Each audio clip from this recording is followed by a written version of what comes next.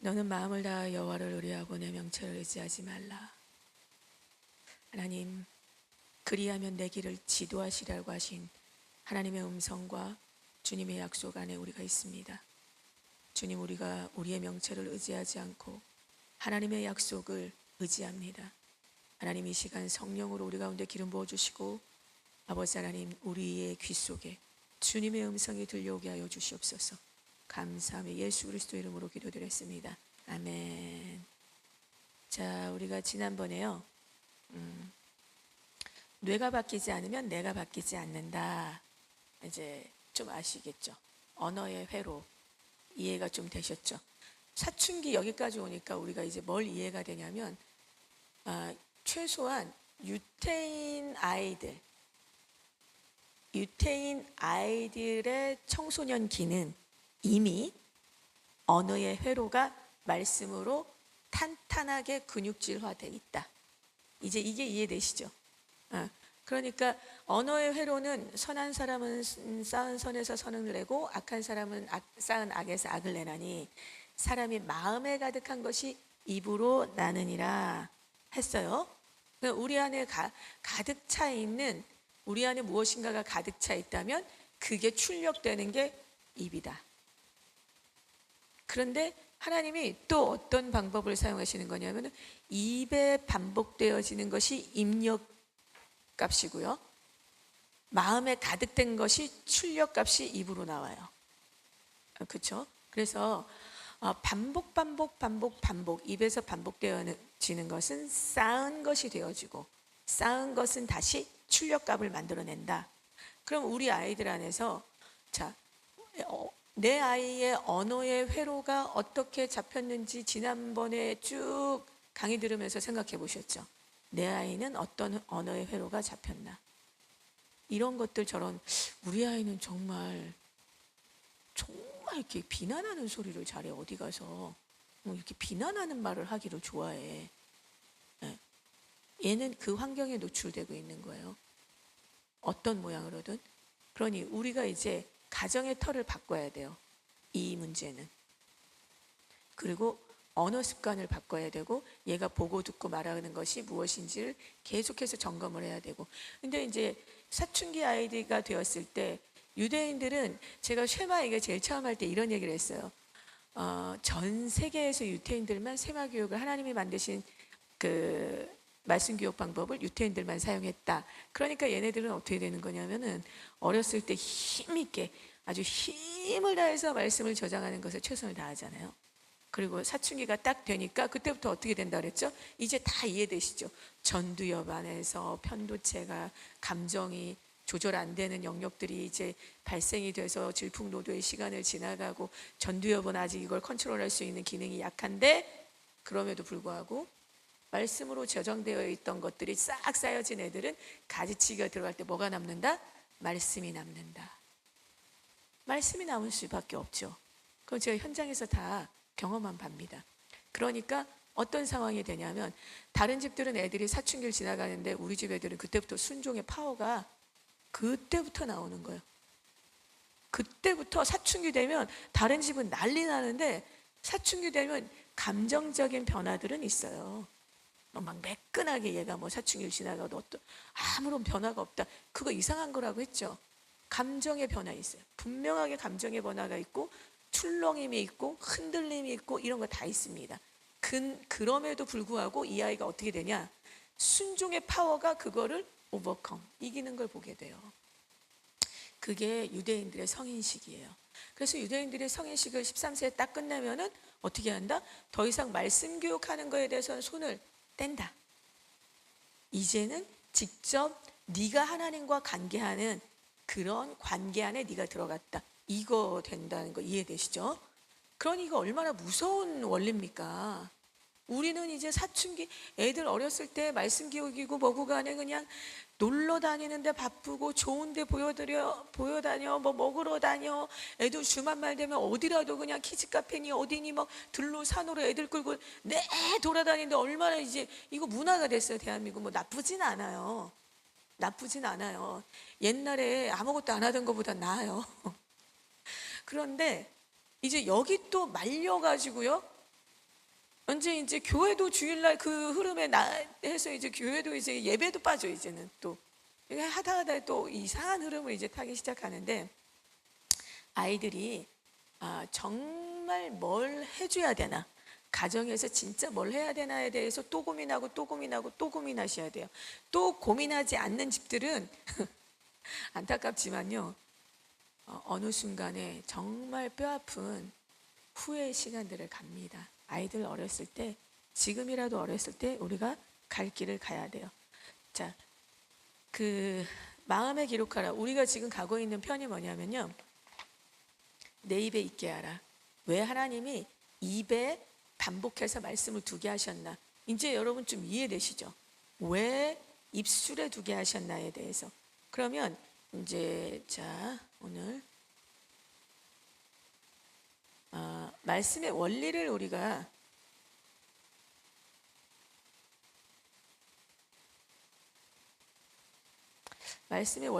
한번 볼 텐데요.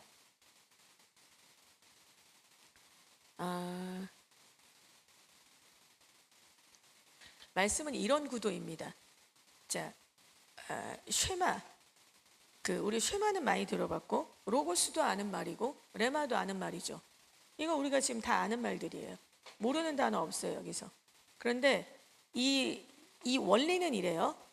우리 안에서 그 기록된 말씀, 성경 안에 기록된 이 로고스의 말씀이 쉐마로 우리의 입술을 통해서 계속 반복되어질 때, 그죠?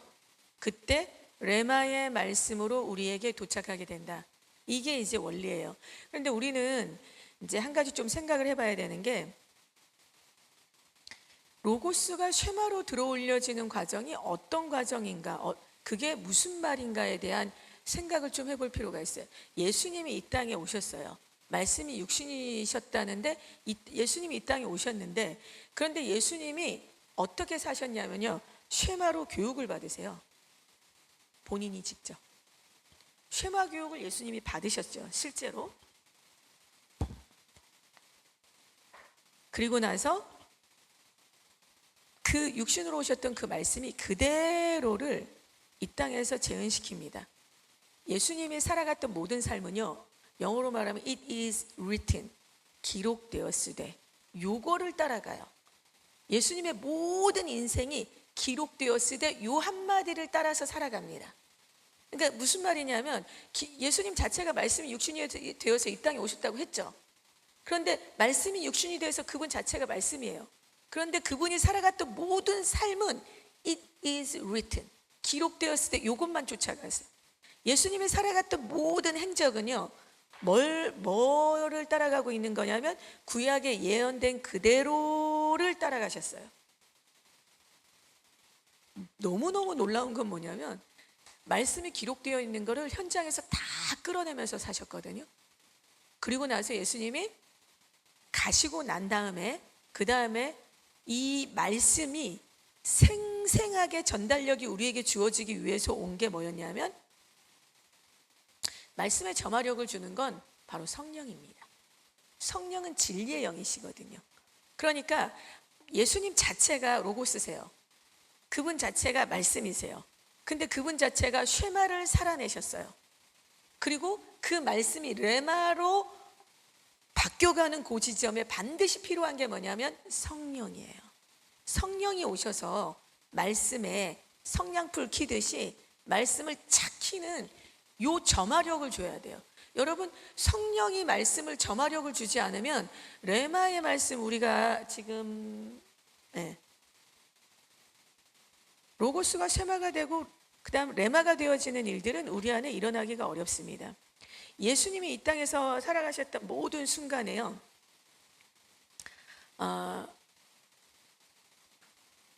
자, 말씀을 하나 볼까요? 함께 읽어볼까요? 시작. 요한복음 14장 시작. 내가 아버지께 구하겠으니 그가 또 다른 보혜사를 너희에게 주사 영원토록 너희와 함께 있게 하시리니. 자, 그 다음에 하나만 더 볼까요? 다시 16절도 한번 읽겠습니다. 16장 시작. 그러나 진리의 성령이 오시면 그가 너희를 모든 진리 가운데로 인도하시리니. 여러분, 우리가 지금 쉐마 하가하는 말씀들 있잖아요. 이 말씀들이 언제 우리 안에 불이 딱딱 켜지게 되냐면 성령에 의한 점화력이 올 때예요. 그래서 하가는, 우리가 하고 있는 이 하가가 정말 파워풀해지려면 뭐가 얹혀져야 되냐면 기도가 얹혀져야 돼요. 왜 기도가 얹혀져야 되냐면 성령이 일하시는 최적화된 상황 있죠. 성령이 운행하시기에 최적화된 상황, 그 최적화된 상황이 말씀, 기도, 예배. 여기에서 성령이 확 드러나시거든요. 그러니 우리가 성령의 인도함으로 이 말씀을 끌어내기 위해서는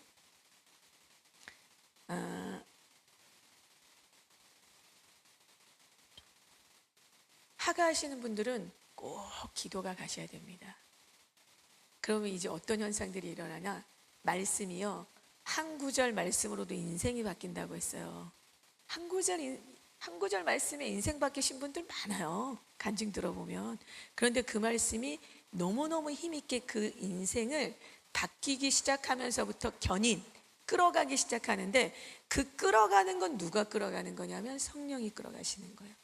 그 성령의 역사. 그래서 로고스 기록된 말씀이 우리가 하고 있는 게 지금 그거예요. 우리가 하고 있는 게 로고스에서 쉐마로 끌어가고 있는, 옮겨가고 있는 거예요. 계속. 자, 여러분, 이게요 되게 놀라운 게, 하나님이 왜 입술에 두게 하라 하셨냐면, 우리의 입에 하나님의 말씀이 있죠. 기록된 말씀이 우리 입에서 뭘로 나오게 되냐면 사운드로 바뀌어요. 이거 글씨잖아요. 이거는 성경에 기록된 건 글씨거든요. 근데 다윗의 아들 이스라엘 왕 솔로몬의 잠언이라, 여호와를 경외하는 것이 지혜의 근본이거늘, 이렇게 말하는 순간 기록된 말씀이 사운드로 바뀌어요. 그러면 이 사운드가 어떻게 되나? 귀에 들려요. 내 귀에.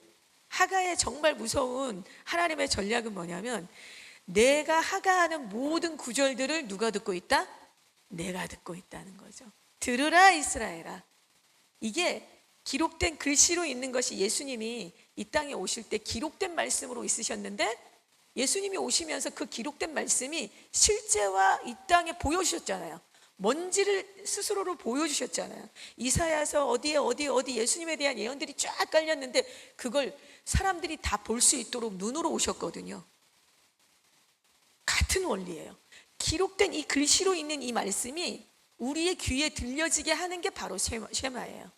이 쉐마의 말씀이 계속해서 반복되게 될 때 어떤 일이 일어나나? 성령이 우리 안에 역사하는 레마의 말씀이 들어오기 시작해요. 레마의 말씀이 우리 안에 들어오기 시작하면 어떻게 되나? 아까 소리로, 로고스에서 쉐마는 소리였죠. 소리를 끌어내고 있었죠. 쉐마에서 레마로 갈 때는 뭐가 끌어올려지냐면 액팅이 끌어올려지는 거예요. 레마의 말씀으로 사람들이 말씀이 다가오면 그 다음부터 어떤 변화가 일어나냐면 행하게 돼 있어요. 움직이게 돼 있어요. 액팅하게 돼 있어요. 이게 지금 하가의 원리입니다. 그래서 여러분, 우리가 생각할 때요, 우리는 이 지금 하가를 딱 기록된 말씀 정도에서, 기록된 말씀 여기에 우리 익숙해요. 성경책에 익숙해요. 그런데 기록된 말씀은 절대 글자 그대로 머물지 않습니다. 쉐마하는 사람들에게, 하가하는 사람들에게 그때부터 기록된 말씀은 사운드로 돌려오기 시작하는 거예요. 다 귀에 닿기 시작해요. 귀에 닿기 시작한 말씀은 성령의 점화력에 의해서 레마의 말씀으로 깨달아지기 시작합니다. 여러분, 우리가 이거 하가할 때 뭐가 어려웠냐면 깨달아지지 않는 상태에서 이거 하는 거 어려웠어요. 내가 이해하지도 않았는데, 우리 애들이 이거 무슨 뜻인지도 모르는데, 우리 애들이 이게 무슨 말인지 깨닫지도 못하는데 무슨 기계적으로 이걸 반복? 그거 해야 된다고 했죠. 자, 이제 그 로고스 기록된 말씀이 쉐마 하가로 우리 입술에 닿기 시작할 때 이건 사운드로 우리 귀에, 그러니까 보이지는 않지만 소리로 지금 들어 올려지기 시작했어요. 소리로 들어 올려진 이 말씀이 완전히 액팅으로 바뀌어지는 이 과정은 성령에 의한 거예요. 그래서 여러분, 성령의 감동에 누가 민감할 것 같으세요? 아주 간단해요. 자주 감동받는 사람. 성령에 누가 민감하냐면 자주 감동받는 사람이 성령에 민감합니다. 찬양할 때마다 감동되어지는 거 있죠? 누가 감동되냐면 한 번 감동되고, 두 번 감동되고, 세 번 감동되고, 감동되고, 다시 말하면 젖었던 사람이 젖게 돼 있어요. 젖었던 사람이. 그러니 우리가, 그러니까 이 쉐마 하가로 우리 안에 끌어올렸던 이 말씀들이 점점점 우리 안에 레마의 말씀으로 바뀌어가는 요 과정에 이제 여러분들은 방향을 여기로 두셔야 되는데요. 자, 자세히 이 말씀을 오늘 잘 따라오시기를 부탁드릴게요. 에스겔 말씀에 보면 이런 말씀이 있습니다. 에스겔 말씀에 우리 이옥매 할머니 지난번에 보니까 옥매 할머니 얘기할 때 1년 반 동안 안 됐다. 그런데 우리가 이 부분에 대한 해석이 들어갔죠. 좋은 땅의 해석. 그러니까 할머니의 심령이 좋은 땅이 되어지는 데까지 1년 반이 걸렸더라. 그런데 좋은 땅은 어떻게 좋은 땅이 되냐면 말씀을 듣고 그 말씀을 간직해서 지키는 자들만 좋은 땅이 돼요. 여러분, 말씀의 씨가 뿌려지고 설교 들을 때 우리가 여기 앉아서 100명 설교를 드려요. 100명이 설교를 들으면 그 설교 들을 때 말씀의 씨가 내 심령에 뿌려져서 그게 열매 맺을 사람은 딱 누구만 그거 열매 맺느냐고 성경이 말하냐면 좋은 땅. 좋은 땅 되는 원리가 어디에 있다? 좋은 땅도 말씀으로 기경하는 거예요. 말씀으로만 좋은 땅 될 수 있어요. 좋은 땅의 비결이 딴 데 있지 않다라는 거예요. 좋은 땅이 될 수 있는 원리는 말씀으로, 이 말씀을 계속해서 간직하고, 이게 지금 하가 원리죠. 말씀을 가진 자들. 그래서 가진 자들이 더, 여기 뭐 이 세상 원리 중에 돈 있는 자들이 뭐 돈 놓고 돈을 뭐 한다 그러죠? 돈 놓고 돈을 번다? 네. 돈 있는 사람들이 돈을 번다고 해요. 말씀 가진 사람이 말씀의 풍성함과 열매를 맺게 돼 있는 거예요, 하나님 나라에서. 그러니까 옥매 할머니 1년 반 동안에 아무 일도 일어나지 않았지만 모소대나무 보시니까 이제 좀 이해되시나요? 모소대나무가 뭐냐면 마디마다 생장점이 있었죠. 그거 하고 있는 거예요. 우리 아이들이 지금 그거 하고 있는 거예요. 마디마다, 대나무 마디마다 생장점이 있으니까 어느 시점 폭발적으로 뿌리로부터 하나만 자라는 게 아니라 그 마디들이 한꺼번에 같이 자라버리는 거예요. 우리 아이들이 이렇게 돼요. 우리가 이렇게 돼요. 그러니까 계속해서 반복해서 이 말씀을 우리 안에 저장하는 일들은 참 무서운 일입니다. 에스겔 말씀에 지금 에스겔 갈 건데요.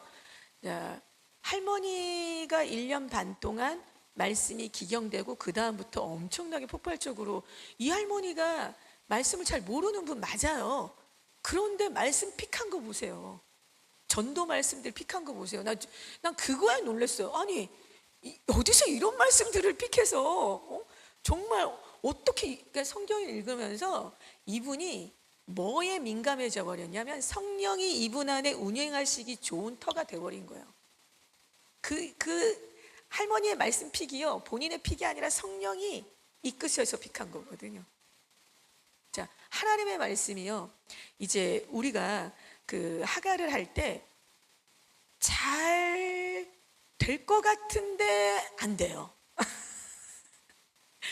이 정도 하면 뭐가 이렇게 알듯한 게 나와야 될 것 같은데 아직도 모르겠죠. 네, 이 시간은 계속 가실 수 있습니다. 중간에 한번 정구가 깜빡했다가 그 다음 그 정구 언제 오나 암만 기다려도 안 오는 수가 있어요. 그런데 우리가 지금 하가하는 이 말씀은요, 어떤 말씀이냐면 하나님이 태초에 천지를 창조하실 때 말씀으로 창조하셨다고 했죠. 그 말씀 그대로 우리가 하가하고 있는 거예요. 그리고 아담을 창조하실 때 하나님이 아담에게 생기가 들어가게 합니다. 그렇죠? 그리고 마른 뼈, 에스겔 골짜기 마른 뼈에 생기가 들어가게 해요. 그리고 하나 더 꼽으라면 예수님이 무덤에 묻혀 이렇게 그 장사 지내시고 무덤에 누워 계셨어요. 그때 생기가 들어와서 다시 예수님을 살립니다. 부활의 능력으로. 그런데 이때 사용되는 모든 생기라는 동사, 이 명사가요, 똑같은 단어로 사용이 되는데, 그게 어디에서 사용이 되는 거냐면 모든 성경은 하나님의 감동으로, 르아흐, 모든 성경은 하나님의 감동으로 된 것으로 교훈과 책망과 바르게 함과.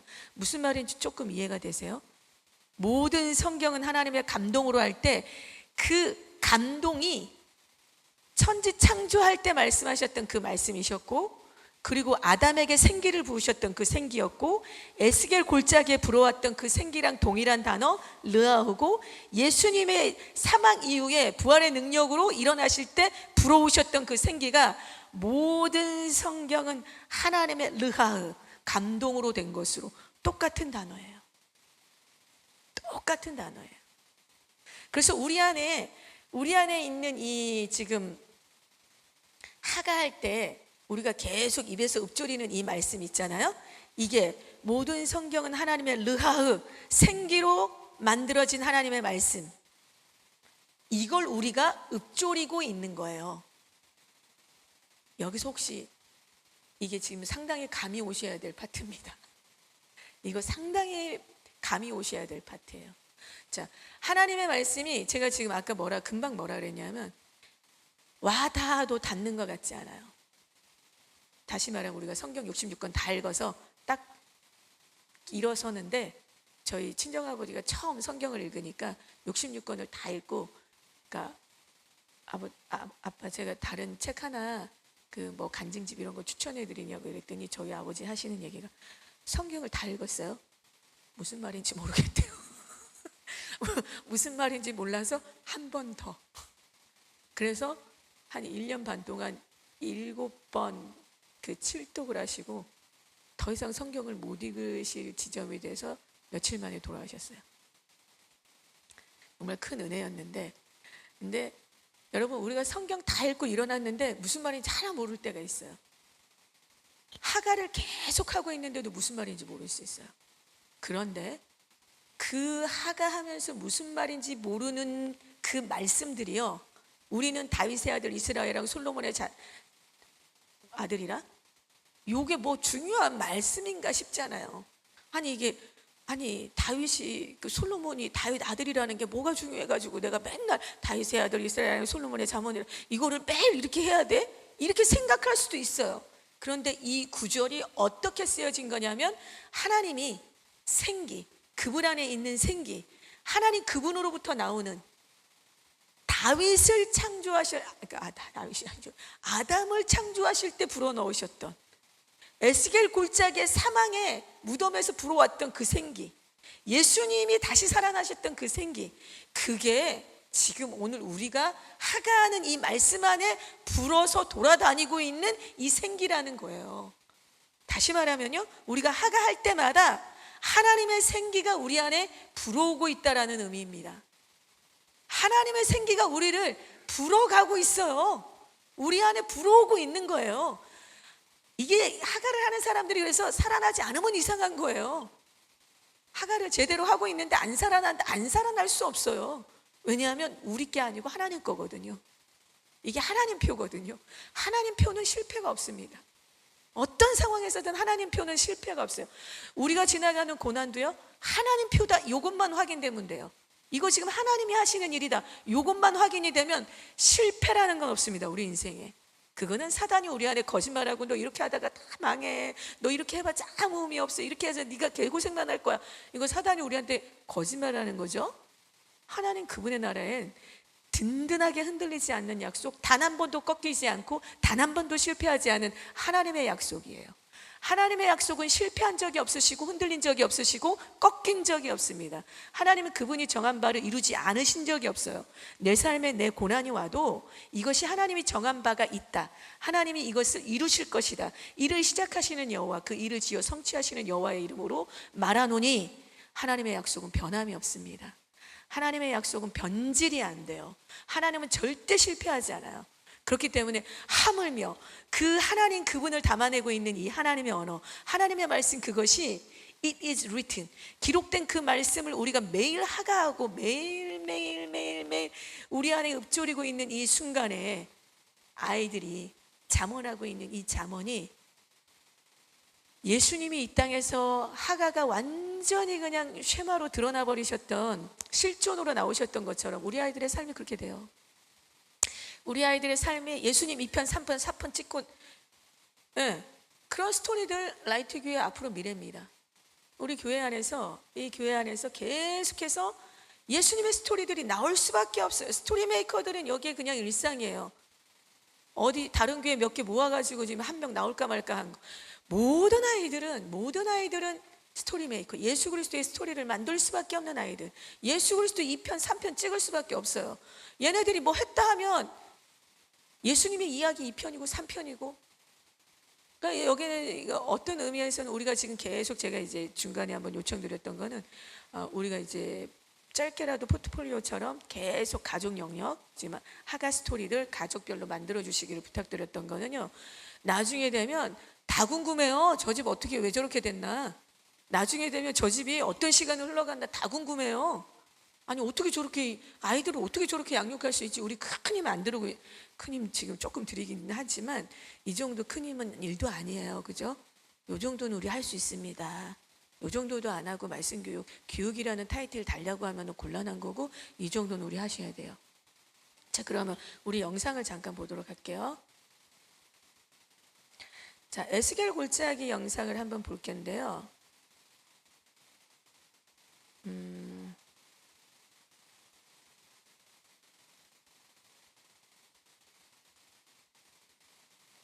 영상 보기 전에 제가 한 가지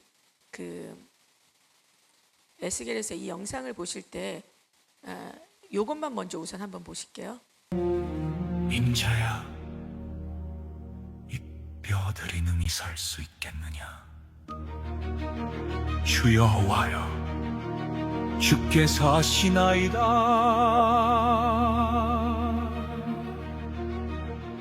너는 이 모든 뼈에게 태어나여 이르라.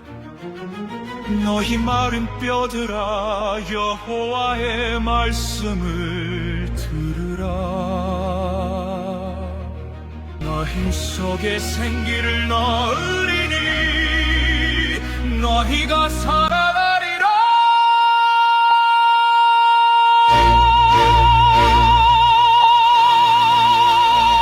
내가 그 명령대로 태어나였더니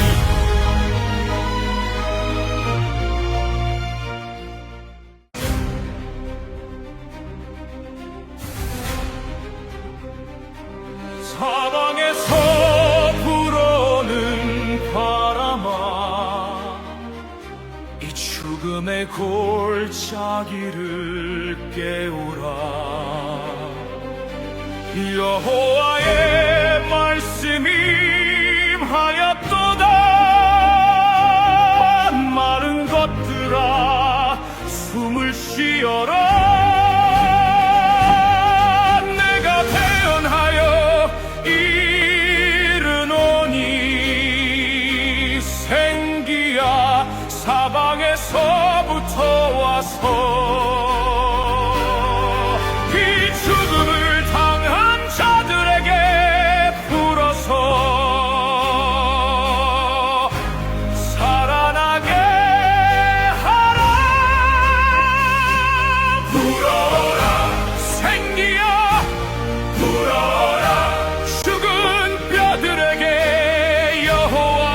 숨결을 불어넣으라.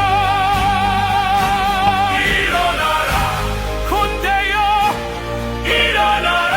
하나님의 거룩한 군대로 일어서라. 뼈들이 살아나고 생기가 그들 속에 들어가니 시비온을 덮는 지극히 큰 군대가 되었도다. 여호와가 살리셨도다. 여호와가 일으키셨도다.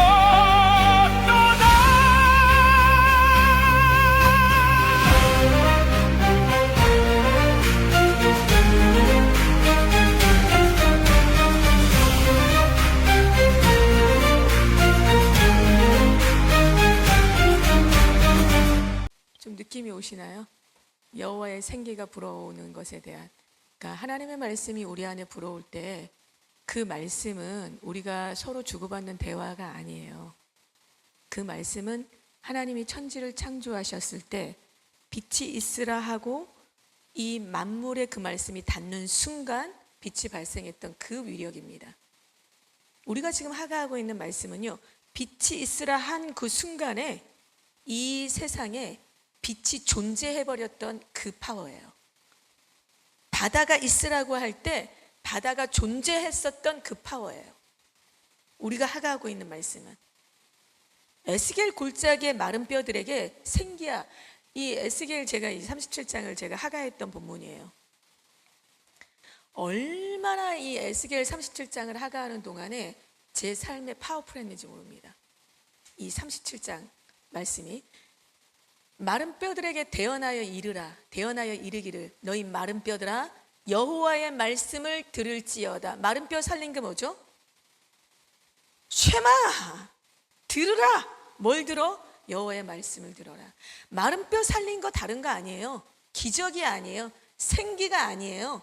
마른 뼈를 살린 게 너는 마른 뼈들에게 대언하여 이르기를 너희 마른 뼈들아 여호와의 말씀을 들을지어다.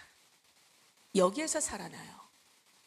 그러니 생기가 불어오는 이 그림은요. 자, 그 다음에 이제 우리가 한 가지 더 영상을 볼 텐데 이 에스겔 37장은 두 파트로 나눕니다. 어떻게 되냐면요. 대언하여 이르노니 너희 마른 뼈들아 여호와의 말씀을 들을지어다. 그래서 뼈가 그 마른 뼈에 살이 붙고 가죽이 덮이고 뼈들이 서로 연결하여 붙었는데 근데 아직 생기는 없었더라. 이렇게 나와요. 본문이 그렇게 나와요. 아직 생기는 없었더라. 자, 여러분 그러면 이제 이때부터 생기가 불어와야 되는데요. 그러면 이제 그 다음 대목은 뭐냐면 너는 생기에게 대언하라 이렇게 해요. 너는 생기에게 대언하라. 생기에게 대언하여 이르기를 생기야 사방에서부터 와서 이 죽음을 당한 자에게 불어서 살아나게 해라. 이 살아나는 코드 그리고 마른 뼈가 일어나는 코드 이거 다른 코드인 거예요. 자, 마른 뼈가 일어나는 데는 말씀을 들으라고 했어. 들으라고 했어. 그죠? 이거 하가예요. 다시 돌아가서 이용매 할머니 얘기를 하면요. 할머니가 1년 반 동안 그 하가를 반복해서 하고 반복했는데도 뭐가 이렇게 안 됐거든요. 그 말씀이 와서 외워지지도 않았을 뿐더러 그 말씀의 파워가 드러나지도 않았고 딱 어떤 장면이냐면 이 에스겔 37장에 딱 두 파트로 나눈다고 했죠. 하나는 뼈들이 연결돼서 사람의 형체가 되어지는 과정이에요. 그 다음 과정은 생기가 불어와서 그 사람의 형체가 회복된 과정이 일어나는 과정이에요. 이 두 가지 과정이에요. 하가를 할 때 여러분 우리가 하가하는 과정이요 굉장히 에스겔 37장이 상징적입니다. 하가하는 과정에서 암만 해도 뭐가 되어지지 않는 과정 무슨 과정이죠? 뼈들이 서로 연결되고 가죽이 입혀지고 힘줄이 생기고 그런데 아직 생기는 없었더라. 우리 아이들하고 우리가 하가하면서 아직 생기는 없었다. 요 대목에서 우리는 이게 말씀이 가면 막 생기가 빵빵 막 이렇게 나올 거라고 생각을 했는데 그 생기와 같은 것이 뭔가 우리 안에 이렇게 확확 불어오지 않으니까 우리 안에 되게 답답함이 있어요. 그런데 어느 지점에 그 다음 단계 너는 생기에게 대언하라. 생기에게 대언하여 이르기를 생기야 너는 사방에서 와서 이 죽음을 당한 자에게 불어 살아나게 하라. 이렇게 말씀하시거든요. 그리고 나서 생기가 불어오니까 그때 어떻게 됐냐면 아까 마지막이 되게 웅장하잖아요. 정말 막 이 마른 뼈들이 살아나고 군대로 일어나서 거기에 어떻게 첫째 장면하고 마지막 장면이 어떻게 비교가 됩니까? 그 뼈들 아골골짜기 그 해골의 골짜기라고 하는 그 아골골짜기와 같은 그 뼈들만 있었던 그 골짜기에 이게 소망의 문이 정도가 아니라 완전히 군대가 일어나서 갑옷을 입고 하나님의 나라 앞에 하나님의 군대로 일어서는 이 장면은 정말 어마어마한 거잖아요. 이때 일어나는 그 생기가 무슨 생기냐? 르하흐 말씀 안에 불어오는 생기예요. 모든 성경은 하나님의 감동으로 할 때 그게 르하흐예요. 다시 말하면 이 르하흐나 말씀을 대언하는 거나 생기가 불어오는 거나 사실은 원리적으로는 같은 거고, 그리고 사실은 말씀을 말하고 있는 거예요. 그런데 단계가 있다라는 거예요. 여기서 보여주는 건 단계가 다른 단계를 가고 있다라고 말하고 있는 거예요. 그래서 이 마른 뼈들은 우리의 심령에 마른 뼈들이 있어요. 고쳐지지 않은 마른 뼈들이 있습니다. 하가는요, 그 작업을 해가게 돼요. 처음에 우리가 하가를 해갈 때는 이 뼈들이 다 부서져 가지고 흩어져 있는 것 같은 뼈들을 연결시키고, 그 위에 힘줄을 입히고, 그 위에 살이 덮이고, 그 위에 가죽이 덮이고, 요 단계들을 가는 동안에 아직 생기가 없기 때문에 우리는 답답해요. 하가하는 동안에. 그러나 생기가 명령되어지기 시작하는 시점이 와요. 그때부터는 나도 무서운 사람이 되고 너도 무서운 사람이 되는 거예요. 하나님의 사람이 되어져 가는 거죠. 자, 우리 영상 하나 더 보겠습니다. The hand of the Lord was upon me. He brought me out by the Spirit of the Lord and set me in the middle of a valley. It was full of bones. He led me back and forth among them, and I saw a great many bones on the floor of the valley. He asked me, "Son of man, can these bones live?" I said, "O sovereign Lord, you alone know." Then he said to me, "Prophesy to these bones and say to them, dry bones, hear the voice of the Lord. I will make breath into you, and you will come to life. Then you will know that I am the Lord." So I prophesied as I was commanded, and as I was prophesying, there was a noise, a rattling sound, and the bones came together, bone to bone.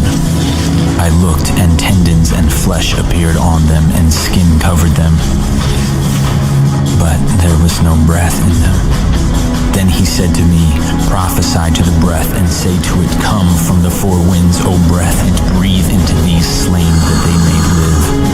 So I prophesied as he commanded me, and breath entered them. They came to life and stood up on their feet, a vast army.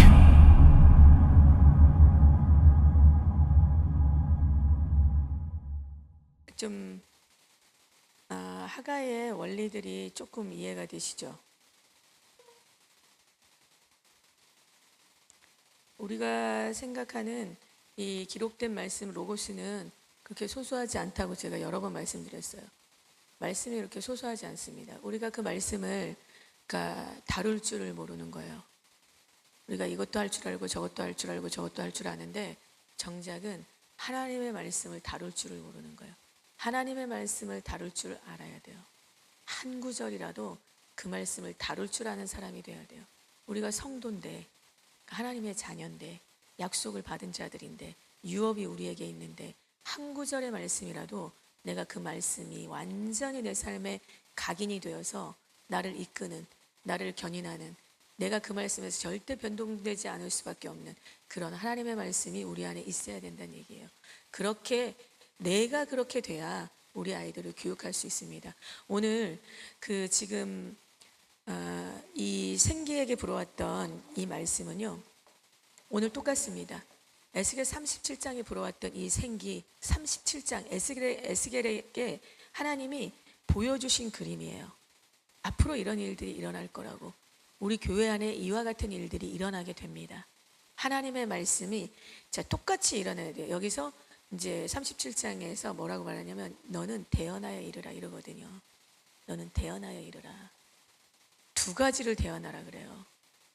너희 마른 뼈들아 여호와 말씀을 들을지어다. 이거 대언하라고 하고, 그 다음에 두 번째 대언하라고 합니다. 생기를 향하여 대언하라. 생기를 향하여 대언하라. 생기야, 사방에서부터 와서 이 죽음을 당한 자에게 불어 살아나게 하라. 이 대언함이 우리 안에 있어야 돼요.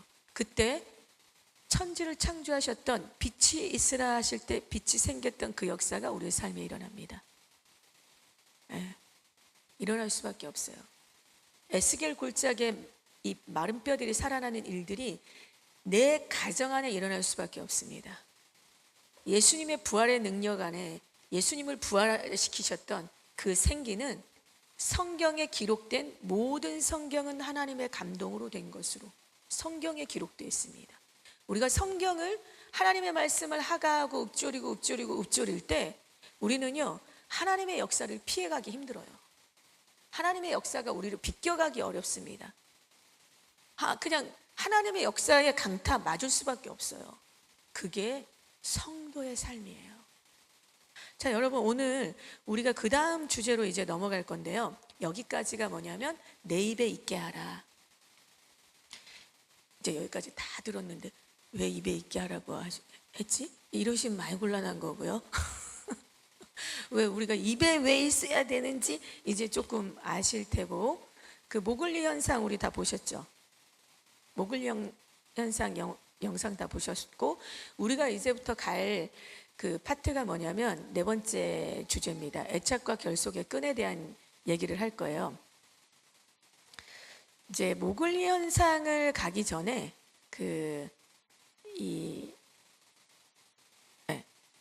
저희가 조금 짚고 가야 되는 게 있어요. 그러니까 지금 이 방향은 뭐냐면요, 애착이라는 거는 관계 안에서 일어나는 겁니다. 그래서 이제 지금 우리가 이제 가게 되는 방향은 하나님과의 결속과 하나님과의 애착 형성, 요 파트를 가는 거예요. 그런데 그 파트를 갈 때 이제 하나님과 어떻게 결속을 이루는 건가? 하나님과 결속이라는 건 뭔가? 인간 성장 발달 과정에서 결속은 굉장히 중요합니다. 그 인생 전체를 그 기초를 놓는 거라고 했죠.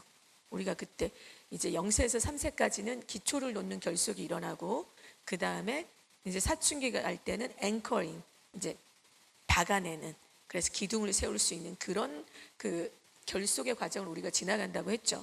그런데 이 결속이라는 단어는요, 그 어떤 단어와 연결되어 있는 거냐면 주양육자에 의해서만 결속과 애착이 생겨납니다.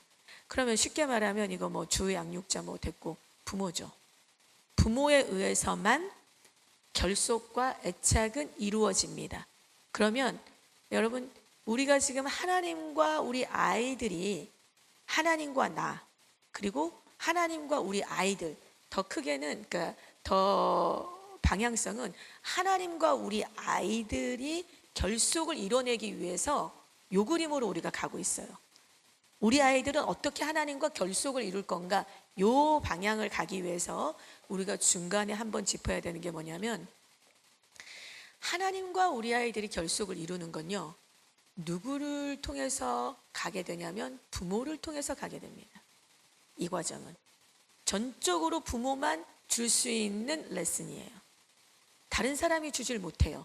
그러니까 우리 아이들이 하나님과 결속되게 하는 거, 잠깐 우리 아이들이 누구랑만 결속을 경험했냐면 부모인 우리하고만 결속을 경험하게 됐죠. 그렇기 때문에 하나님은 하나님과 결속을 이루는 과정을 누구에게 맡겼냐면 부모에게 맡겼어요. 경험자. 이게 우리의 사명입니다.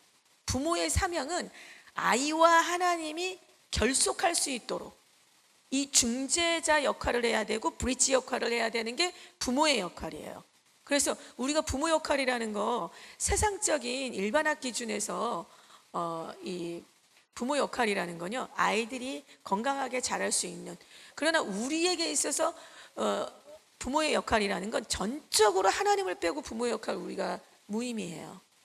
이 아이들이 하나님을 아버지라 부를 수 있고 하나님의 백성 되고 하나님의 자녀 되게 하는 것이 부모의 역할이에요. 이 부분에 있어서 이제 오늘 우리가 나눌 내용은요, 자, 가정에 대한 이야기를 우리가 꺼내지 않고 갈 수가 없습니다. 가정은 어떤 곳이냐면요, 가장 생생한 사역지예요. 우리 안에 이런 개념이 있습니다. 사역은 교회 용어, 목사님 용어라는 생각이 있어요. 그래서 우리는 그 교회 오면 막 사역적인 그림들이 막 나오고 이러지만 가정에서는 그 그림이 안 나오죠. 근데 가정이야말로 여러분, 우리가 가정에서 오히려 이런 사역적인 마인드를 가정 안에서 갖는 게 그 서로가 서로에 대한 거리감과 경계가 분명해지면서 되게 쉬워요. 집에서 오히려. 우리는 이제까지 어떤 시간들을 왔냐면요, 사역은 교회 안에 갇혀 있는 거 아니에요. 진짜 사역지는 교회, 가장 원초적인 사역지는 가정입니다. 왜냐하면 하나님이 이런 것 많이 들어보셨죠. 하나님이 만드신 공동체 두 가지, 가정과 교회. 그렇죠? 그러면 교회는 사역터고 그 가정은 일상을 살아가는 삶의 터인가? 아니에요. 둘 다 사역터예요. 어떤 사역터냐면 복음이 생생하게 드러나야 되는, 복음이 생생하게 나타나야 되는. 쉽게 말하면 인간은요, 한 사람의 개인은 하나님이 어떻게 창조하신 거냐면 나를 통해서 하나님의 이미지가 그대로 발사되게 만드셨어요. 모든 사람은, 그래서 우리가 전두엽을 가진 이유가 모든 인간을 통해서 나를 보든 너를 보든 그를 보든 그대들을 보든 그 속에서 하나님 그분이 비춰 보여지는, 이게 하나님 디자인이에요. 그러면은 교회와 가정은 뭔가? 여기는 여러분, 교회와 가정은요 굉장히 분리되어 있는데 오늘은 지금 한 세트예요. 분리되어 있지 않아요. 한 세트 메뉴예요. 그러니까 교회가 교회 되려면 가정이 가야 되고, 가정이 가정 되려면 교회가 그 위에 덮여야 돼요. 요 세트 메뉴를 이게 분리되는 순간부터 교회도 죽고 가정도 죽어요. 왜냐하면 하나님의 원래 창조하신 목적이, 이게 어떻게 창조된 거냐면 교회와 가정을 두 개를 만들고 하나님 나라를 살기 위해서 하나님 나라가 어떤 건지 보여주려고 하는 게 교회이고 가정이에요. 교회만을 통해서 보여주는 게 아니고, 오히려 결혼은 어떤 거냐면요, 결혼이라는 거는 예수 그리스도와 교회의 관계를 생생하게 드러내는 복음의 현장이에요. 그래서 에베소서 6장에 가면, 에베소서를 가면 그 남편과 아내로 뭘 설명하냐면 교회를 설명한단 말이에요. 남편과 아내로 교회를 설명하고 예수님과 교회의 관계를 이걸로 설명하거든요. 무슨 말이냐면 진짜로 이 교회와 그리고 성도들, 예수님과 교회, 이 관계를 생생하게 복음을 담아내고 드러낼 수 있는 그 현장이 어디냐면 결혼이라는 거죠. 그것처럼 하나님 나라를 생생하게 보여줄 세트 메뉴, 교회로만은 불가능해요.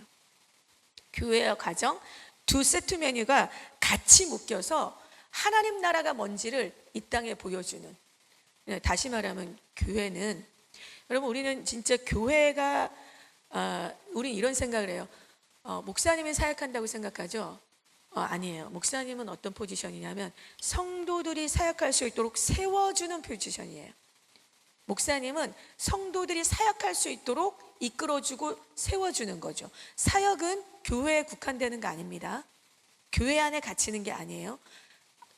가정이야말로 진짜 생생한 사역의 터예요. 우리는 어떻게 우리가 가정으로 부르심을 받았는지 알 수 있냐면, 우리가 이제 신명기 6장에서 뭐라고 말씀하셨어요? 오늘 내가 내게 명하는 이 말씀을 너는 마음에 새기고 내 자녀에게 부지런히 가르치며. 누구를 향한 거죠? 부모를 향한 거예요. 부모가 교사가 돼야 된다. 부모가 아이들을 생생하게 가르쳐야 되는데 그게 사역의 현장이다. 부모에게 있어서 가정은 사역의 현장입니다. 교사가 돼야 되는 현장이에요. 이거 안 하면 그 다음에 이 타격을 어디에 입게 되냐? 교회가 입게 돼요. 교회가, 자, 각 가정이 그 만들어내는 온도 있죠? 각 가정이 어떤 온도를 만들어내느냐, 이거는 그대로 교회에 직격탄을 줍니다. 교회는요, 그냥 교회 자체로 교회인 게 아니잖아요. 황 목사님하고 교회 이러니까 그 교회는 뭐예요? 가정이고 성도들인 거잖아요. 그러면은 라이트 교회 이러면 각 가정들과 성도들이 이루어진 공동체가 교회인 거잖아요. 그렇기 때문에 그 성도들의 각자의 그 가정의 온도, 각 개체면 그 개체의 온도가 어떠냐는 교회에 바로 직격탄을 주는 거죠. 그렇기 때문에 교회 가정이 회복되지 않고 가정 안에서 온도가 다 떨어져 있는데, 그런데 교회는 건강하리라? 건 있을 수가 없는 거예요. 교회의 건강은 어디로부터 오느냐면 각 가정의 건강으로부터 오는 거예요. 각 가정이 힘있게 주님 앞에 나아가는 가정들이 세워지면서 그 교회 공동체는 힘이 있습니다. 또한 교회에서 말하는 교회 교육이라는 거는요, 가정이 없이는 교육은 불가능해요. 교회 교육, 우리는 이렇게 생각하죠. 목사님한테 교회에다 맡기면 사역자들이, 제가 반복해서 이 얘기 계속 하는데요, 교회 갖다 놓으면 우리 아이들 키워줄 거라는 그런 부정한 생각은 이제 불법입니다. 그런 생각 하시면 안 돼요. 그 부정한 생각이에요. 그리고 우리 아이들이 교회만 있으면 자연스럽게 잘 클 거다? 그거는 교회가 이 생태계가, 다음 세대를 살릴 생태계가 마련되었을 때 얘기예요. 그 마련하는 건 누가 하는 거죠? 우리가 해야 되는 거예요. 우리가 해야 되는 거예요. 교회에 자꾸 교회 안에서 사역자들 의존도가 높은 성도들 있죠. 꼭 그 성도들이 목회자들에 대해서 불평을 말합니다. 왜냐하면 그분들이 기대하는 거는요, 교회만 갖다 놓으면 우리 아이들이 자동으로 막 믿음이 빵빵 좋아지고 막 하나님 나라를 향해서 막 헌신하고, 이게 뭔가 애들이 막 이래 주길 바라거든요. 그걸 누구를 향한 기대냐면 사역자들을 향한 기대예요. 여러분, 개념을 바꾸셔야 돼요. 최소한 부모는 가정을 향해서 사역자로 부르심을 입었습니다. 이미. 아직까지 못했다면 우리는 이제라도 해야 돼요. 우리는 이미 사역자로 가정에서 부르심을 입었어요. 제가 제 인생 속에 어떤 순간을 맞게 되냐면 사역을 멈춰야 되는 순간을 맞게 됐어요. 그게 뭐 때문이겠어요? 제가 제 역할을 똑바로 가정 안에서 해내지 못했던 것들, 하나님이 의도적으로 모든 사역을 멈추게 하시고, 넌 이제 가정으로 돌아가서 가정에서 너에게 맡겨진 가장 원초적인 사역에 네가 감당해라. 그래서 멈춰야 됐어요. 전 사실 지금도 조금 그런 시간이에요. 처음엔 너무 당황했고. 그래서 여러분, 절대 피해갈 수 없고 하나님의 원리예요. 하나님이 우리 가정들을 부르시고 있다는 거죠. 자, 부모는요, 하나님과 자녀 사이에 그 결속이라는 건 절대 프로그램으로 만들 수 있는 게 아니에요. 어떤 프로그램 했다고 해서 내 아이가 하나님하고 결속되어지는 거, 그런 그림 없어요. 우리가 이제 다음 주에 결속에 대해서 더 자세히 이제 배우고, 그러니까 하나님하고 결속하는 실제적인 내용을 갈 거예요. 그런데 제가 왜 가정에 대한 얘기를 하냐면, 이 결속 파트는 반드시 부모를 통해서만 일어날 수 있기 때문에, 그거를 우리 아이들이 경험했던 나와 내 아이 속에서 경험했던 그 경험, 이걸 통해서만 하나님과의 결속을 이뤄내는 걸 아이들이 갈 수 있기 때문에, 가정은 너무너무 중요한 결속의 터예요. 프로그램으로 우리 아이들 하나님과 결속 안 돼요. 프로그램으로 갈 수 있는 게 아니에요.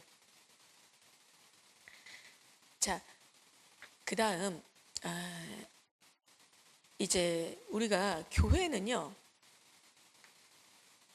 동일한 사명을 받았습니다. 교회와 가정은.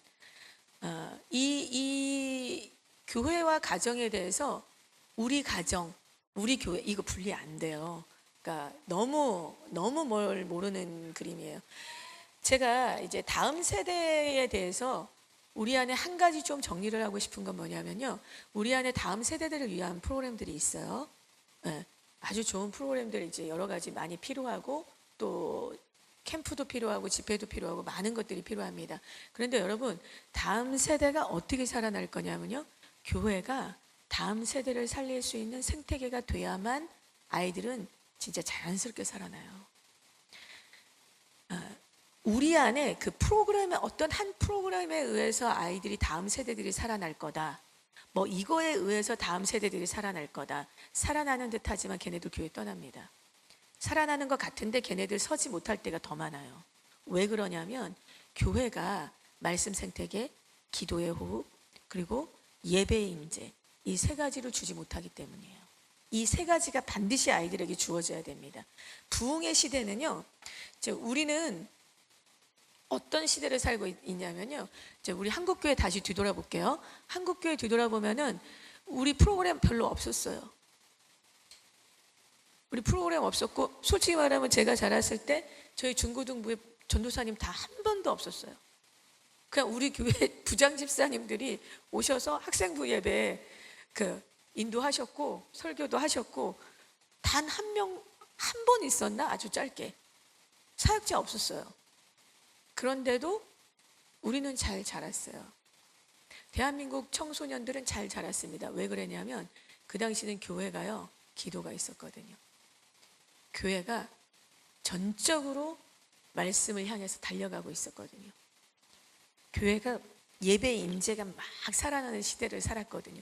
그러고 나니까 프로그램은 약했는데 어떻게 됐다? 정말 많은 청년들이 일어났다. 자, 교회는 이런 거예요. 그냥 이 아이들이 자랄 수 있는 영적인 생태계가 딱 마련이 되잖아요. 그냥 당연한 게 돼버려요. 문화가 돼버려요. 지난주에 놀라운 일이 있었는데, 우리 주일날 예배에 우리 고3 승채가 찬양 인도로 있잖아요. 정말 뭐라고 표현하기 어려울 정도의 그 임재가 우리 안에 있지 않았었습니까? 그 참 누가 눈 가리고 모르기도 참 어려운 상황이었죠. 참 그거 못 느꼈으면 참 너무 곤란할 정도로 누구나 다 와, 이 하나님의 임재가 우리 교회를 덮었잖아요. 여러분, 온 세대 예배 키는 임재에 있어요. 온 세대 예배 드리는 이 키는 하나님이 임재하면 되는 거예요. 이 임재의 터를 우리는 힘써 지켜야 되는 거예요. 아이들이 어떻게 되냐면, 자, 그날요, 제가 이제 승치한테 이런 얘기를 했습니다. 승치야, 고3은 이 정도는 해야지. 응? 고3이라면 말이다, 그렇게 공부만 주구장창 할 게 아니야. 네가 일주일 내내 교회를 나왔잖아.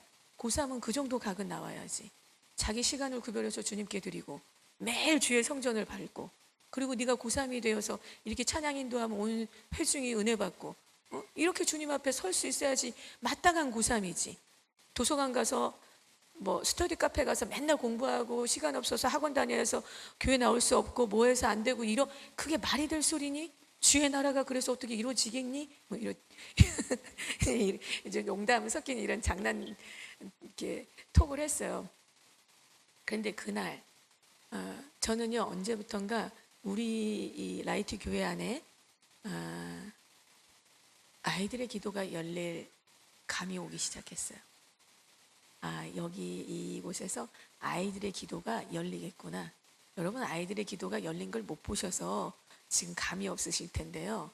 정말 많이 회개들 하시게 됩니다, 앞으로. 아이들 기도가 열리면. 근데 지난주에 저쪽에 3살, 4살 된 어린아이가 앉아 있었어요, 소파에. 이쪽에 이제 우리 도원이가 앉아 있었는데, 우리 승채가, 고3 승채가 기도 인도를 했지요. 그때 제 귀에는 그런 소리가 정말 잘 들려요. 아이들 찬양 소리. 언제부턴가 우리 예배 속에 아이들의 찬양 소리가 엄청 크게 들려요. 그래서 제가 예배 인도자님들께 부탁드리는 건요, 어려운 찬양 안 했으면 좋겠어요. 아이들이 아는 곡들, 아이들도 함께 부를 수 있는 곡들, 당분간은 아이들의 찬양 소리가 지지난주에는 끝날 때 더 크게 들렸어요. 지난주에는 고3이 기도 인도를 했고 어린아이들이 주야 하는 기도 소리가 너무 크게 들려서 기도하다 눈을 떴어요. 도대체 이 소리가 어디서 나는 소리인가? 자, 자연스럽게 아이들은 교회 안에서, 교회가 기도가 차고 넘치잖아요. 아이들이 기도하는 건 당연한 것이 돼요. 당연한 게 돼요. 아이들이 이 말씀을 우리가 하가를 하잖아요. 계속 교회가 바이블 지수가 높아지면 아이들의 입에서 일상 언어로 진리가 그냥 일상 언어로 나오기 시작합니다. 예배의 임재가 가득 차기 시작하잖아요. 여러분, 예배의 임재가 가득 찬다는 말이 무슨 말입니까? 아무도 너희를 가르칠 필요가 없고 너희 안에 있는 기름 부으심이 너희를 가르치나니, 가르치며 또 참되고 거짓이 없으되 너희를 가르치신 그대로 주 안에 거하라. 너희는 주께 받은 바 기름 부음이 너희 안에 거하느니 아무도 너희를 가르칠 필요가 없다고 했어요. 이런 현상은요, 하나님의 임재 속에 있을 때 일어나는 현상들입니다. 아이들이 설교 노트 이제 테이킹하기 시작했죠. 적기 시작했죠. 그러면 여러분 우리가 아이들 예배 준비를 미리 준비를 하셔야 되고요. 그리고 일주일 내내 너는 예배자야. 요거 가셔야 되고요. 그리고 주일날 아침에 바쁘게 너 예배자야. 너 빨리 가서 오늘 예배 드릴 때 설교 다 적어. 알았지? 이거 말고 차근차근 교사로서 준비시키고 주일날 하나님의 말씀을 들을 수 있는 최적의 환경을 아이들이 갖고 이걸 할 수 있도록 도와주시고요. 이것이 이 아이들이 그렇게 될 때 어느 순간 자기도 모르게 주여 부르짖어요. 그리고 우리 아이들 어떻게 가르쳐야 되냐면 찬양할 때 손 들고 찬양하는 거야. 하나님 앞에 찬양할 때 의지적으로라도 손 들고 찬양하는 거야. 일어서서 찬양하는 거야. 온 마음으로 찬양하는 거야. 우리는 찬양하고 하나님은 받으시는 거야. 가르쳐야 돼요. 회중이 기도할 때 네가 기도를 몰라도 주여 하고 기도 따라하는 거야. 가르쳐야 돼요. 기도하는 거 부끄러운 거 아니야. 하나님이 부끄럽니? 왜 하나님이 창피해? 하나님 창피해하는 애들 있어요? 기독교인인 거 창피해하는 애들 있어요? 하나님 나라의 상속자가 될 수가 없습니다. 우리 아이들 가르쳐야 돼요. 가르쳐야 돼요. 기도하는 거 부끄러운 거 아니야. 주님이 들으시는 거야. 네가 기도한 거 하나님 들으시는 거야. 하나님 그렇게 관계하는 거야. 기도는 호흡이야. 교회 안에서 기도가 공동체의 호흡이 되어질 때 아이들은요 기도가 일상이 됩니다. 당연한 거예요. 그 순간에 예배 자리에서 아이들은 임재를 경험해요. 하나님의 임재가 이 아이들을 가르치기 시작합니다. 그래서 제가 아이들이 2시간을 설교해도 들을 수 있다는 거는 이럴 때 가능한 거예요. 지금 이 라이트 교회 안에 점점점 이 현상이 일어나고 있어요. 예배 때마다 점점점. 그래서 여러분 우리가요 아까 이제 제가 말씀드리지만 가정과 교회는 분리되지 않습니다. 가정의 온도, 교회 온도를 바로미터로 재개해줘요. 우리 가정이 어떤가? 우리 교회에 영향을 주게 돼 있어요. 뭐 우리 가정은 뭐 지금 지지고 볶고 있고 뭐 다 자빠져 있는데 우리 교회 멀쩡할 거다? 그런 일 아님 그러지 않아요. 우리 교회 가정이 든든하게 서가야 우리 교회가 설 거예요. 우리 가정이 든든하게 가정 안에서 교회는 담아내는 거고요. 그 담아내는 것들을 살아내는 건 가정에서 하는 거예요. 진짜 사역터는 가정이에요. 그래서 이 가정 안에서 부모들이 아이들을 딱 안고 품고 세우고 일으키고 눈을 마주보고 너는 예배자인 걸 말해줘야 되고 너는 찬양해야 된다라는 걸 주님께 예배해야 된다라는 걸 알려줘야 되고 그 예배가 주님이 받으신다라는 걸 경험하게 해야 되고 내 품에서 시작된 이 가정의 온도는 바로 교회 안에 영적인 생태계를 만들어요. 이런 가정들이 모여서 교회의 온도는 올라갑니다. 여러분 온도라는 거는요 자 이런 거죠. 우리가 이런 말 들어보셨죠? 면역력 1도만 올라가도 면역력이 높아져요. 건강해집니다. 우리 체질에서 우리 몸 안에서 겨울에 1도만 따뜻하게 해도요 감기 안 걸린다고 하고 약을 먹은 것보다 더 좋은 효과들이 있어요. 교회 그러면 면역력이 확 증가된다고 하는데 우리 교회 안에서 1도만 올라가도 우리 교회 온도가 1도만 올라가도 이 1도 어디로부터 이 온도 오는 거냐면 가정으로부터 오는 거예요. 이 온도는 교회 온도는 가정으로부터 오는 거예요. 가정이 어떤 온도냐에 따라서 우리 교회 온도가 측정되는 거예요. 바로미터로 나오는 거예요. 그러니 여러분 이제 사역이라는 건요 교회와 가정이 한 세트 메뉴로 돌아가는 겁니다. 교회만 사역하는 게 아니에요. 그런 교회들이 지금 한국 교회에 어떤 현상을 일으킵니까?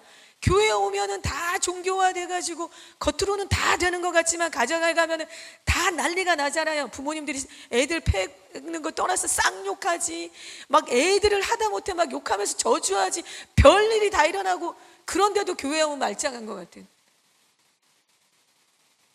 이런 현상들이 우리 안에 일어나는 거예요. 가정은 우리 이런 얘기 들어보셨죠? 가정은 선교지다. 선교지까지 갈 필요도 없어요. 가정이야말로 사역지예요. 이 개념이 우리 안에 차곡히 빼꼼하게 내려앉지 않잖아요. 하가 교육 되어질 수도 없거니와 하가를 할 수가 없습니다. 하가는 여러분 이거 모토 돌려서 암송하는 거 아니에요. 우리 지금 우리 하가 심화반 안에서 가정의 변화들이 일어나는 곳들이 있거든요. 이 하가 때문에 이런 거예요. 하나님의 말씀이 가면 가정이 변화될 수밖에 없어요. 말씀 앞에 모두가 다 모여야 돼요. 말씀 앞에 모두가 다 모여야 돼요. 설교는 일회용 아닙니다. 목사님이 설교를 준비하시려고 기도하시면서 어느 교회나 마찬가지죠. 온 마음을 다해서 설교를 준비하시지 않겠습니까? 근데 그 설교를 누가 듣고 있어요? 어른들만 듣고 있어요. 아이들이 그 설교를 들어야 우리가 같은 언어로 얘기를 할 수 있잖아요. 온도를 1도 끌어올리는 방법은요, 교회 기도 제목이 가정 안에서 모여서 우리 가족이 기도할 때 교회에서 건네는 기도 제목이 우리 가정의 일상의 기도 제목이 돼야 돼요. 이건 나를 위해서가 아니라 우리 교회를 위해서, 우리 아이들을 살리기 위해서 이런 기도 훈련이 필요합니다. 이런 개념 자체가 필요한 거예요. 내가 교회의 지체인 것을, 교회는 권위를 따라서 움직이는 거예요. 질서를. 하나님의 나라가 우리가 가정이 사역터가 돼야 된다는 말이 무슨 말입니까? 첫째, 기준을 알려줘야 되고요. 말씀을 따라서 기준을 알려줘야 되고, 하나님 나라의 질서가 뭔지를 알아야 되는 거죠.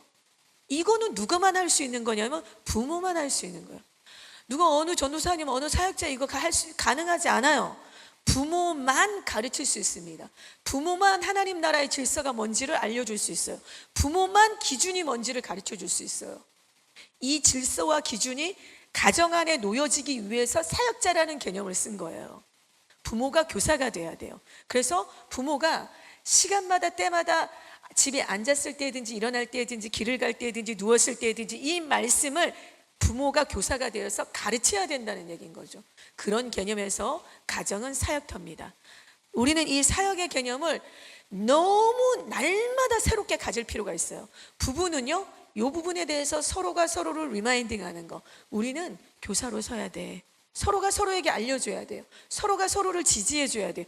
여보, 당신이 그거 가르쳐줘야 돼. 여보, 당신이 이거를 기준을 말해줘야 돼. 당신이 질서가 뭔지는 알려줘야 돼. 이거 가정 안에서 일어나고 계신가요? 해야 돼요. 어제 무슨 일이 있었어요? 제가 막 뭔가를 이제 하고 있었어요. 그때 우리 막내가 막 놀라면서 엄마 그만해요 이래서 아니 아빠한테 다 얘기했어 이랬더니 아빠한테 다 얘기했어요? 난 또 아빠한테 전화해서 얘기하려고 했지. 뭐냐면 엄마가 마음대로 할 수 없어요. 엄마가 중요한 결정을 하고 뭔가를 할 때 모든 기준점은 아빠예요. 아빠의 동의가 있냐? 아빠의 허락이 있냐? 아빠가 그거를 결정했냐? 이것이 엄마가 움직일 수 있는, 가정이 움직일 수 있는 기준점이에요. 얘는 이걸 알죠. 그러니 엄마 잠깐 엄마 그 상황의 이 이야기는 아빠가 알고 있나요? 아빠가 이거 허락했나요? 이 얘기인 거예요. 여러분, 기준이 가장 기준과 질서가 우리 가정에 놓여질 때 우리는 안전합니다. 하나님의 기준과 하나님의 질서가 우리 안에 놓여질 때 보호와 공급이 끊이질 않습니다. 하나님의 아버지 되심이 우리 안에 그대로 경험하게 됩니다. 부딪히게 됩니다. 이거를 이 가정의 온도가, 이런 가정의 온도가 교회의 온도가 되는 거예요. 이때 다음 세대는 그 안에서 살아가는 거지 프로그램 하나로 줄 수 있는 영향력은 한계가 있다라는 거죠. 이 전체적인 영적인 생태계, 믿음의 생태계가 교회 안에 쫙 이루어진 교회 있죠. 가만히 있어도 아이들은 하나님의 사람으로 자라가요. 프로그램은 이걸 지원하는 것들이지 이걸로 아이들이 다 살아난다? 어려워요. 쉽지 않습니다. 이해되시죠? 자, 그래서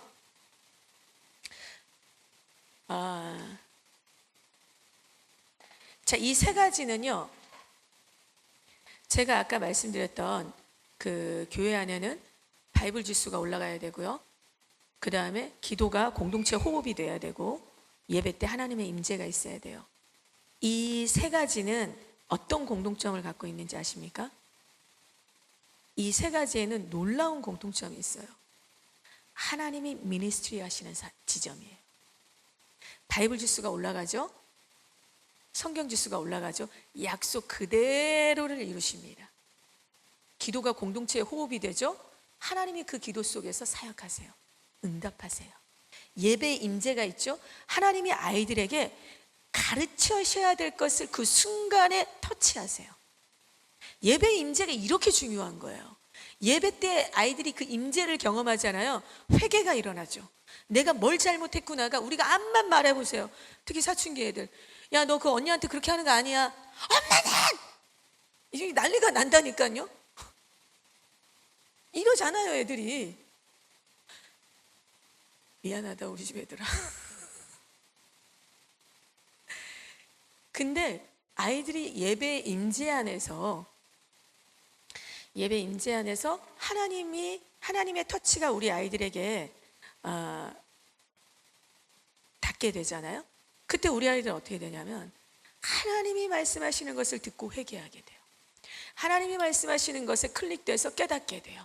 아, 이건 이거였구나. 우리가 정말 가르치고 싶었던 그것이, 우리는 정말 그거 말하고 싶어서 정말 여기에서 깍 누르고 참고 있었던 그거를 예배 그냥 주일 예배 갔다 왔더니 엄마, 내가 있잖아요. 막 얘기하는데 속으로 그렇지. 내가 말하고 싶었던 게 그거였어. 와, 역시 우리 주님. 이런 거 있으시죠? 그런 거 있으시잖아요. 이게 예배의 임재 안에 일어나는 일들이에요. 그러니 자, 바이블 지수, 교회 안에 바이블 지수가 올라가는 거, 교회 공동체의 기도가 호흡이 돼야 되는 거, 그리고 또 하나 뭐였죠? 예배의 임재. 이거는 다 어떤 그라운드를 만드는 거냐면 하나님이 직접 미니스트리 하시는 그 현장을 만들어야 된다. 누가? 교회와 가정이. 교회와 가정이 세트로 이 호흡을 잘 맞춰갖고 교회 가정이 이거를 할 때 사역자가 이걸 할 수 있도록 도와주는 게 목회자인 거예요. 목회자의 역량은 각 가정들이 일어설 수 있도록, 각 가정이 가정에서 사역할 수 있도록, 그리고 교회가 이걸 담아낼 수 있도록, 목회자는 이거 해주면 되는 거예요. 목사님들에게 우리가 다른 거 기대하면 안 돼요. 목사님들에게 다른 거 기대하니까 우리 아이들 살려내라고요. 왜 우리 아들 죽게 만들었어요? 이런 일들이 일어나잖아요. 아니 진짜로 일어나요. 이거 얼마나 많은 교회에서 일어난다고요. 실제로 그럴 일이 아니거든요. 우리가 지금 그런 말들이 왜 나오냐면 이게 지금 교회와 가정에 대한 전체적인 하나님의 구조, 이걸 모르기 때문에 지금 이런 얘기들이 나오는 거예요. 가정과 교회가 어떻게 서로 합을 맞춰서 유니티, 연합을 이뤄갖고 주님 나라를 같이 섬겨갈 것인가에 대한 이 그림이 없으니까 우리 애들 캠프 보내면 되겠지, 우리 애들 이집회 보내면, 이번 여름에는 여기 보내면, 그거 안 필요하다는 얘기가 그거 필요한데, 그거를 효과를 보려면 우리 안에서 지금 아이들이 살아갈 수 있는 터를 만들어 놔야 된다는 거죠. 그리고 거기서 한번 경험하고 와서 아이들이 폭발적으로 뭔가 주춤하던 것이 휙 나갈 수 있는 그런 힘을 거기에서 얻고 오는 거죠. 그래서 여러분, 제가 왜 장황하게 가정과 교회에 대한 이야기를 하냐면요, 이 결속 파트는 단순하게 하나님과 어떻게 결속된다, 그렇게 아니에요.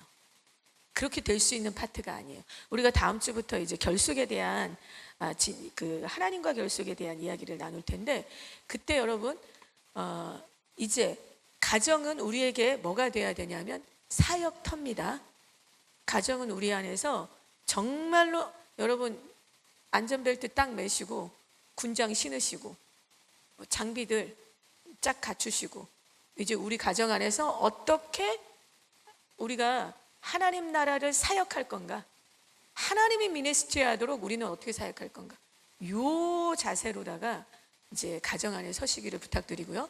우리 가정이 주님 안에서 회복되어지고 단단하게 서고 우리 가정의 온도가 올라갈 때마다 바로 우리 교회는 말씀 생태계, 믿음의 생태계, 우리 아이들이 자라갈 수 있는 그런 영적인 생태계가 쫙 마련이 되면 다음 세대는 그 자리에서 그냥 쑥쑥쑥 자라는 거예요. 요렇게 만들어야 돼요. 이 디자인이라야 돼요. 이게 제가 제 인생을 걸고 사역해 온 세월을 통해서 이거 아니면 답이 없다. 이제 이런 그러니까 프로그램은 우리가 얼마든지 이제 AI랑도 만들 수 있어요. AI랑 여러분 이제 우리가 청소년에게 가장 유력하고 가장 접근성 좋고 가장 핵심적인 프로그램 만들려면은 우리보다 전 세계에 있었던 모든 정보를 끌어내고 만들어주지 않겠습니까? 그렇게 만들어낸 것에 의해서 갈 수가 없어요. 하나님 나라는 그렇게 갈 수가 없어요. 하나님 나라는 하나님의 원리를 비켜갈 수가 없습니다. 하나님 원리 그대로 갈 수밖에 없어요. 그래서 이제 우리 아이들이요 하나님과 결속되어지면 그 다음 어떻게 되는 거냐면요 이제 이렇게 되는 거예요. 하나님과 애착이 되고 하나님과 결속이 되어지는 아이들은 하나님이 나를 도우실 게 믿어져요.